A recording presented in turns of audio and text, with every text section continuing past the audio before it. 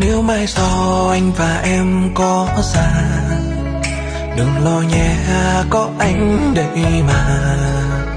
Nếu em thấy những khoảng trống trong lòng thì đừng lo, có anh luôn đợi mong.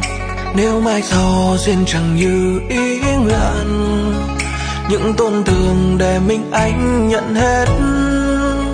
Bởi vì anh chỉ muốn thấy em cười, dù có ra sao cũng thấy vui lòng.